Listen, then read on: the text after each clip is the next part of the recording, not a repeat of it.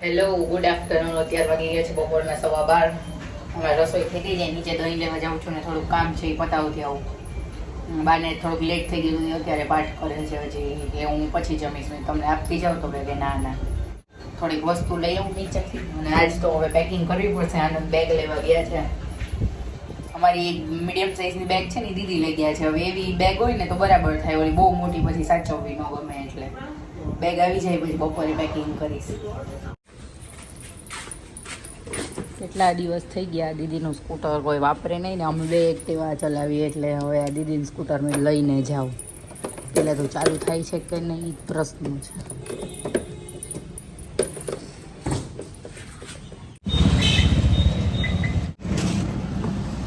Hello, good afternoon. કેમ છો આપ સૌ? આઈ હોપ કે તમે બધા મજામાં હશો. બપોર થઈ ગઈ છે અને થોડાક કામ હતા એ બધા સવારનો પતાવતો હતો. હવે જાઉં છું ઘરે. ફરસાણ ખાવાના બંધ કર્યા છે તો આ સિંગ દારિયા મારે જોઈએ ખાવા માટે, એટલે ઘર માટે લઈ લીધા છે ને બહાર જવું છે તો ત્યાં માટે લઈ લીધા છે. બા માટે બુક લેવા આવી છું લાઇબ્રેરીએ.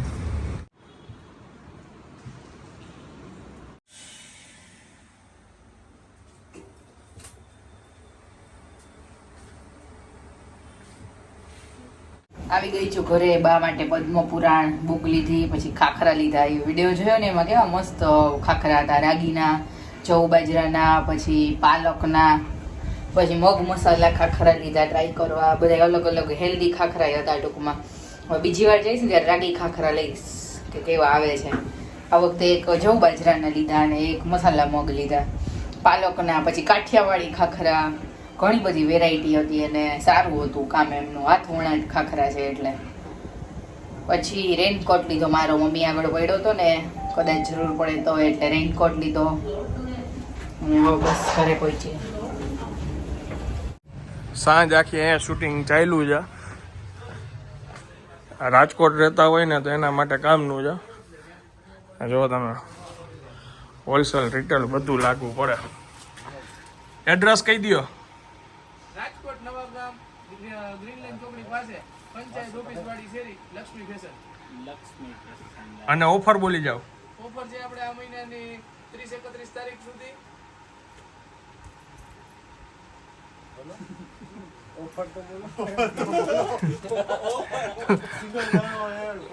અહીંયા આવતા રહ્યો, આમ આવતા રહ્યો. મારે વળી શૂઝ કાઢવાની. ઓફરમાં આપણે છે ને બાંધણીની છે જે 2200 ની મળતી હોય એ આવશે 1399 રૂપિયામાં. કુર્તી પેર છે એ બધી 1500 ની એક હોય, એ 1499 માં બે મળશે. ઉપરની સાડી જે જોવો છો એ આવવાની છે બધી 50%. અને પ્યોર સિલ્કની જે સાડી છે જો આ ભાઈ જે જોવે છે એ બધી માત્ર 1500 રૂપિયામાં ફિક્સ પ્રાઇસ આ 1500 રૂપિયા. યસ. ઓકે. અને ચણિયા ચોલી છે જો ચણિયા ચોલી જે બધું 20 થી 30% ની એમાં ડિસ્કાઉન્ટ છે. વન પીસ છે એ ખાલી 1200 રૂપિયામાં છે. હા. અને પ્રિન્ટેડ સાડી છે કે જે 650-700 ની હોય 350 માં. ગ્રીન લાઈન ચોકડી નવાગામ. ચોકડી નવાગામ પંચાયત ઓફિસ વાળી શેરી સોસાયટી શેરી નંબર 2 રેડી. હાલો રાજકોટ. ભલે હાલો મળીએ. આ કોઈ રાજકોટ રહેતા હોય ને કંઈ ખરીદી કરવાની હોય તો આ 31 મે સુધી લેડીઝોને લાભ થાય એવી ઓફર છે, એટલે હું જાણ કરી દઉં. વરસાદ ચાલુ થઈ ગયો છે, જવાનું છે અત્યારે મેળામાં.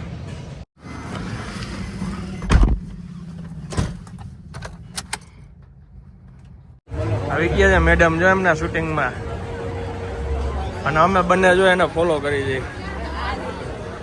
અહીંયા લઈ લેજો, પછી ले लिया ना तो फिर કાંઈ નહીં. મેળાની મોજ આ છે, જો તમે લઈ લે. મેડમ આવી લખી જો ને ભાઈ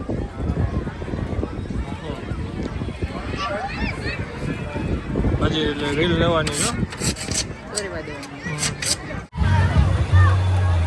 આ જો રંગમાં ભંગ છે, વરસાદ ચાલુ થઈ ગયો. અહીંથી ટપી ગયા હોત તો આપણે તો ત્યાં જ જવાનું હે.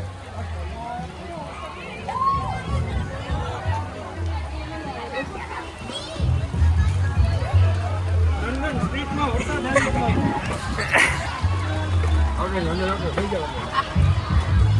લંડનમાં વરસાદ આવી ગયો.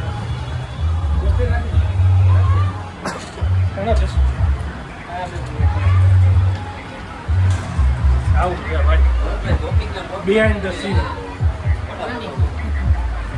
ઓહો અહીંયા ફોન ચાલુ છે, લોકો અહીંયા અંદર ઓફિસમાં ઊભા રહી ગયા છે. આપણી અટલ આપણા ઘર પાસે છે.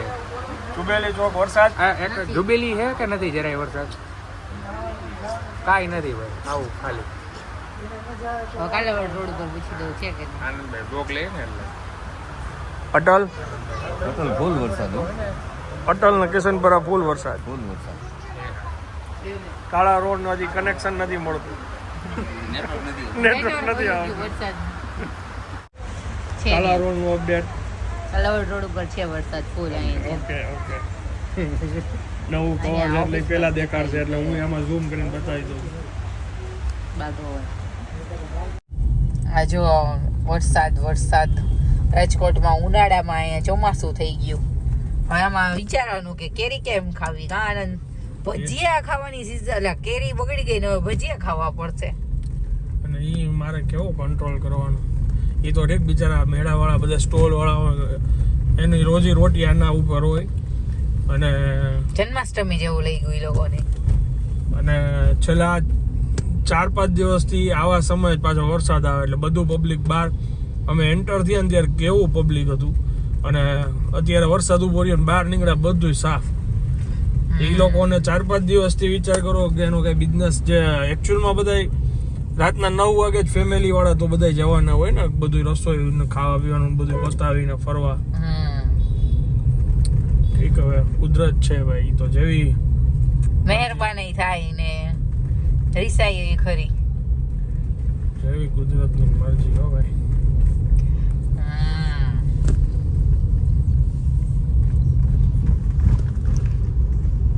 પણ કેરી બગડી જશે એનું શું કરશું? કેરીમાં તો એમાં એમને બગડી જાય છે અત્યારે. ઈ તો આ ઠીક. વખત આપણે સાસણ હતા તો ઓલા ભાઈએ કીધું તું ખબર છે? તું નહોતી, તું દૂર બેઠી હતી, તું બા અલગ બેઠા હતા ને, હું ને ઈ ભાઈ બેઠા હતા ને. હા એ કે સાસણમાં આ વખતનો જે પાક થયો છે ને એ 25% જ પાક છે. હવે ધારાગીરની કેરી કહીને લોકો વેચે છે, પણ ઈ કે ત્યાં પાક આટલો જ છે.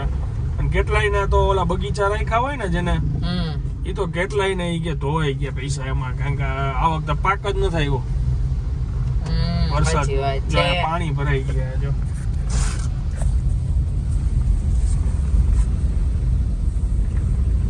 આ અમારું રાજકોટનું જૂનું એરપોર્ટ હો.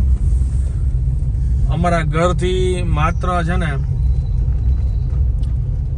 1 કિલોમીટર થાય ને, 1 થી 1.5 1 થી 1.5 કિલોમીટર માંડ થતું. એટલે ઓલું નવું નહીં હો, જૂનું. જૂના ઘરેથી 1-1.5 કિલોમીટર થાય બોલો. અને હવે ઠેક વયું ગયું 35 કિલોમીટર દૂર. 35 કિલોમીટર દૂર, ગામની બહાર, બધાને દૂર પડવાનું. તઈ હું અને ત્યાં પાછું ઇન્ટરનેશનલની કાંઈ સુવિધા છે અને તમે જોવો તો ઘણી વાર આવતા હોય સમાચાર કોકના છત તૂટી. છત તૂટવાનું બધું બરાબર, બેઝિક જે ઇન્ટરનેશનલ એરપોર્ટનું નામ છે પણ એમાં બાથરૂમની સુવિધા પ્રોપર સારી નથી. હીરાસર આ બાજુ બહુ વધારે વરસાદ છે. 150 ફૂટ રિંગ રોડ.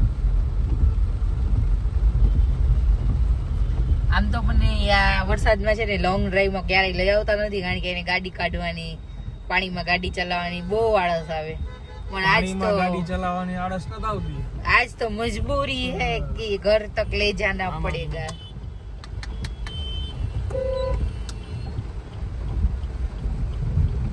ટ્રાફિકમાં જવાની કંટાળો આવે. અને વરસાદની બીક લાગે કે ગાડી બાડી ક્યાંક અટવાઈ જાય તો ન કાપી. પલળવું તો અમને જરાય ગમતું નથી, હે ને?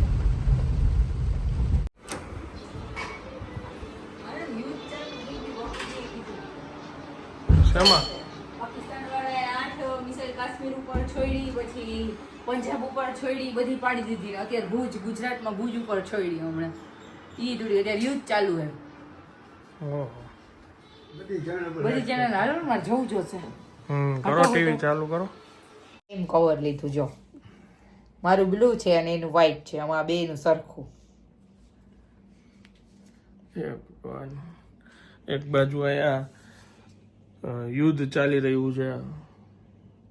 અરે ચીપડો આંગળી શું છે, કામ અડાડે છો? ચીપડો. આ પણ હું કરી લઈશ, હું કરી લઈશ. ક્યાં ચીપડો દેખાઈ ગયો રામ જાણે.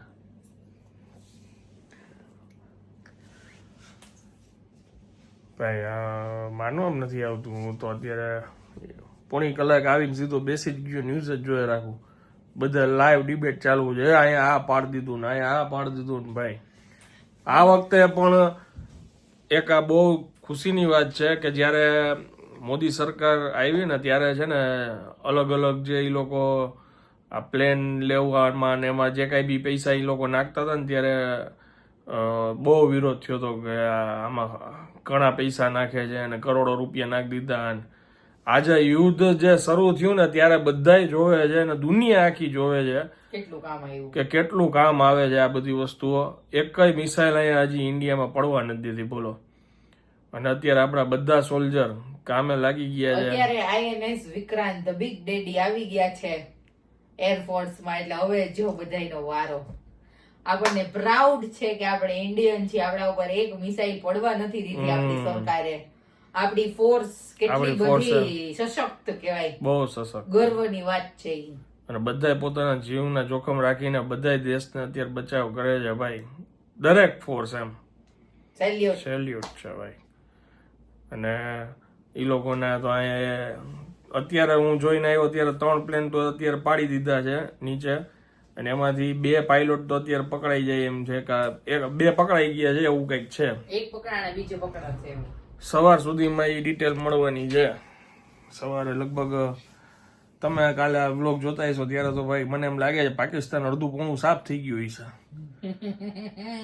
જબરદસ્ત. ભારતનો નકશો બદલવાનો છે. એવું હતું કે ભારતના પાકિસ્તાન ભારતમાં સામેલ થઈ જાય, પાકિસ્તાન નકશો બદલી જવાનો છે હવે.